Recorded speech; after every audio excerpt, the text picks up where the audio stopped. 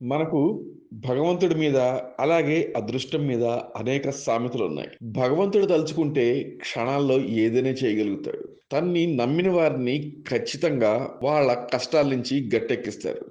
అలాగే అదృష్టం మీద కూడా ఒక సామెత ఉంది. అదృష్టం ఒక్కసారే తలుపు తడుతుంది. దురదృష్టం మనం తలుపు తీసేదాకా తడుతూనే ఉంటుందని.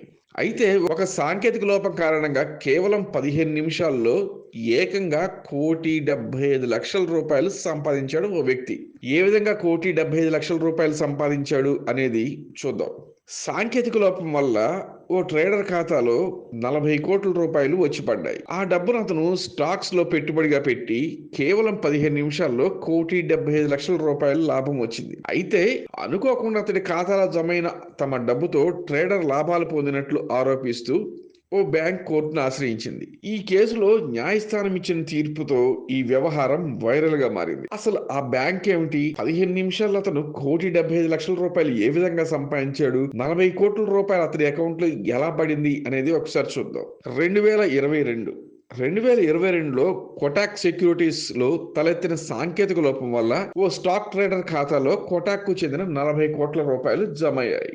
ఆ డబ్బును ట్రేడర్ స్టాక్స్ లో పెట్టడంతో కేవలం 15 నుంచి 20 నిమిషాల్లో అతడికి 1,75,00,000 లాభం వచ్చింది. అయితే ఇది గమనించిన ఆ బ్యాంక్ యాజమాన్యం తమ వ్యవస్థలో తప్పిదాన్ని గుర్తించి ట్రేడర్ను సంప్రదించి ఆ 40,00,00,000 తిరిగి ఇచ్చేయవలసిందిగా కోరారు. అయితే అతను పాపం ఏ మాటగా మాట 40,00,00,000 తిరిగి ఇచ్చేసేసాడు. అయితే ఆ 40,00,00,000తో పాటు వాటిని స్టాక్స్ లో పెట్టి ఆర్జించిన 1,75,00,000 కూడా తమకే ఇవ్వాలని కోటాక్ సెక్యూరిటీస్ డిమాండ్ చేసింది. దానికి అతడు అంగీకరించకపోవడంతో ఇరు వర్గాలు కలిసి బాంబే హైకోర్టును ఆశ్రయించాయి. దీనిపై ఇటీవల విచారణ జరిపిన Bombay high court stock trader Kotak securities నుంచి వచ్చిన డబ్బుతో సంపాదించిన 1,75,00,000 లాభం అతడికే చెందుతుందని తీర్పునిచ్చింది. దీనివల్ల సంస్థకి ఎలాంటి నష్టం కలగలేదని, పైగా అతను 40,00,00,000 ఏ విధంగా అయితే అతను సంపాదించాడో ఆ 40,00,00,000 తిరిగి మళ్ళా మీకే ఇచ్చేశారు కదా అని